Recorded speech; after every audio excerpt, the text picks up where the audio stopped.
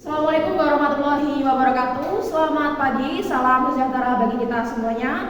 Kepada yang terhormat Bapak Ibu dosen penguji uji kinerja, perkenalkan saya Widya Ayu Safitri, mahasiswi pendidikan profesi guru dalam jabatan tahap 4 tahun 2025 dengan nomor induk mahasiswa 251053620044. LPTK dari Universitas Negeri Yogyakarta. Di sini saya akan melaksanakan praktek layanan bimbingan klasikal di kelas 11 ATPH SMK Hak Gitaran Sukomoro Nganjuk dengan topik layanan cara belajar efektif dan efisien. Terima kasih. Wassalamualaikum warahmatullahi wabarakatuh. Assalamualaikum warahmatullahi wabarakatuh. Waalaikumsalam warahmatullahi wabarakatuh. Selamat pagi semuanya. Pagi luar biasa, tetap semangat, Allahu Akbar.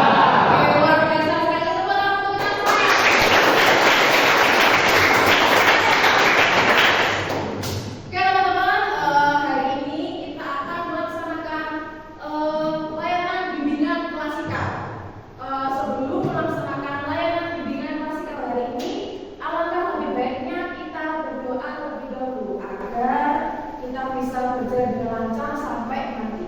Oke, monggo ketua kelas bisa dipimpin doa terlebih dahulu. Teman-teman, sebelum kita belajar, mari kita berdoa. Berdoa mulai. Berdoa selesai. Oke, alhamdulillah. Teman-teman, apakah hari ini ada yang tidak masuk? Semuanya ya, alhamdulillah sepertinya teman-teman hari ini semangat dan sehat semuanya. Oke, sebelum memasuki layanan bimbingan klasikal hari ini, kemarin kita sudah mempelajari tentang apa?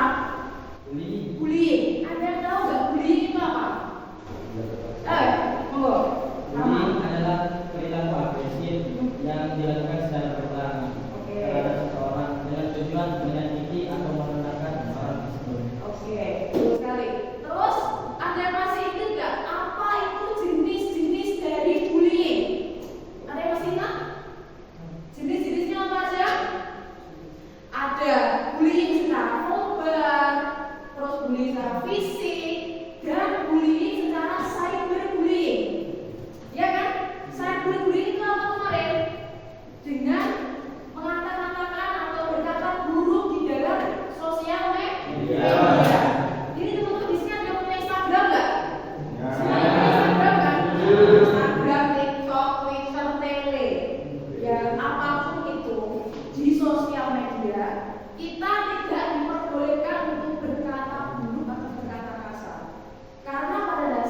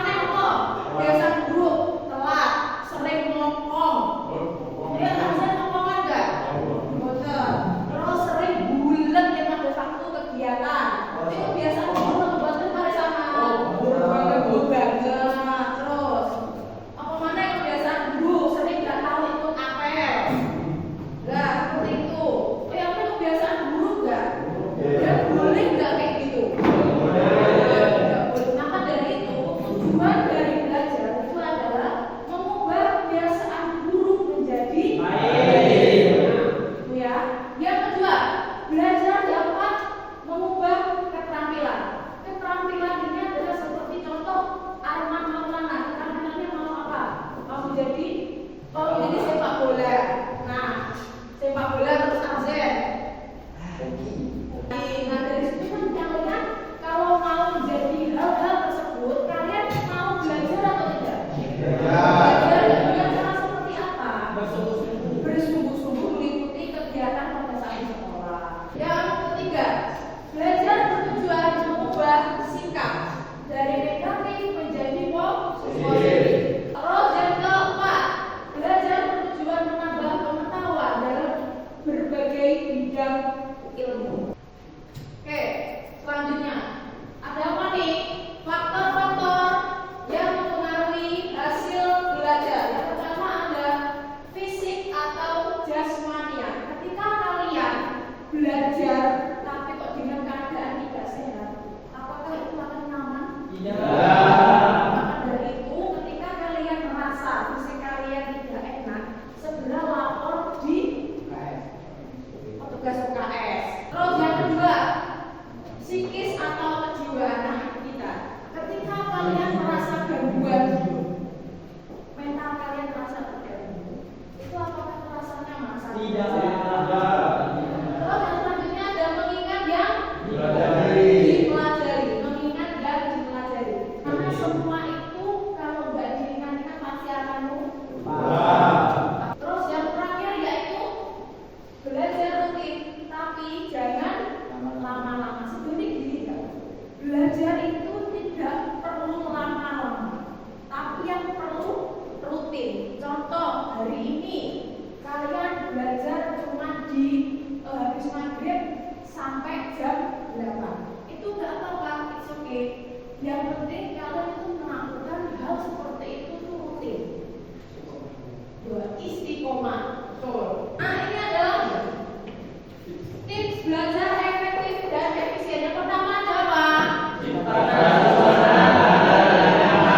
Ciptakan suasana belajar yang nyaman. Oke, contohnya kayak gimana Bu? Contoh kayak gini. Si Faris Ahmad mempunyai gaya belajar yang sambil mendengarkan musik. Oke, nggak apa-apa, silakan dilakukan.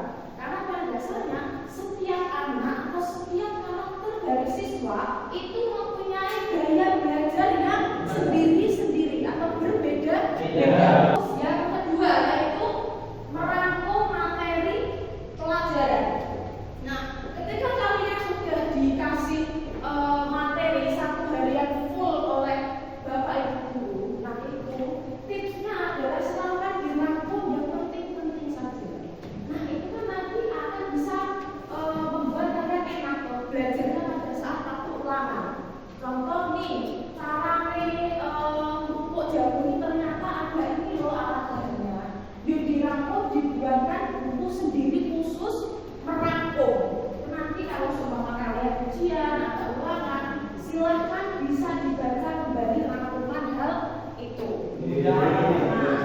Jadi merangkum materi pelajaran yang penting sambil belajar, ya kan?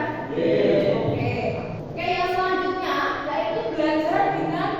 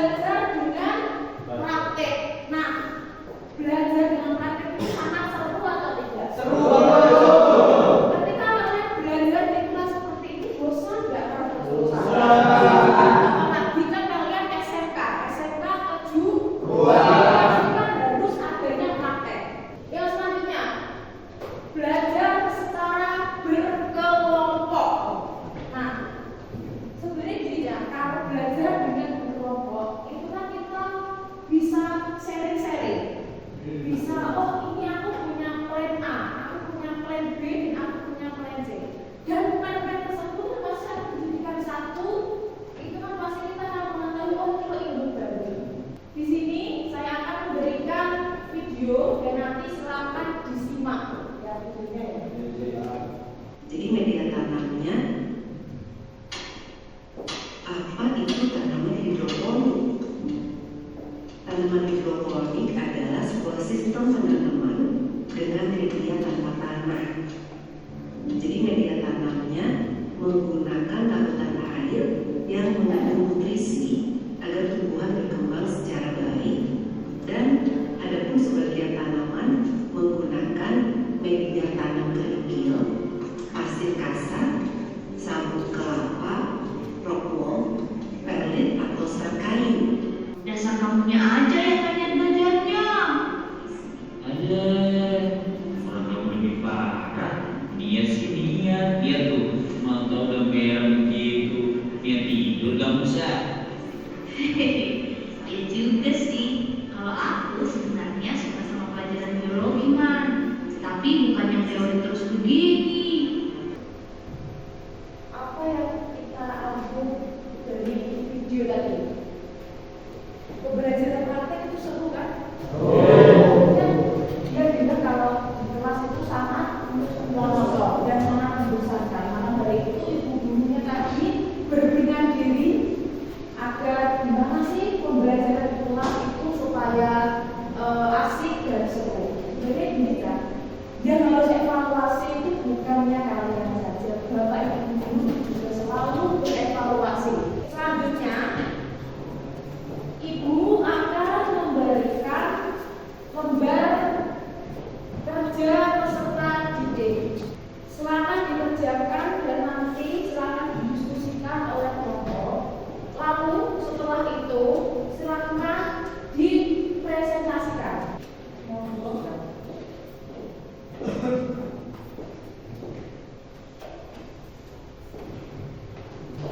Oke teman-teman, silakan dikerjakan, silakan didiskusikan. Nah di situ kan ada pertanyaan ya.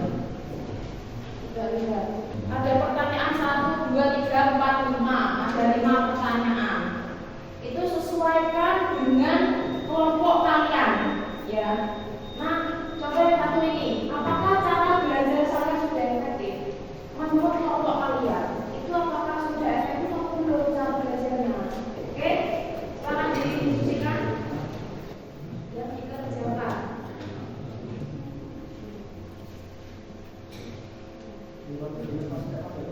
Gimana? Boleh.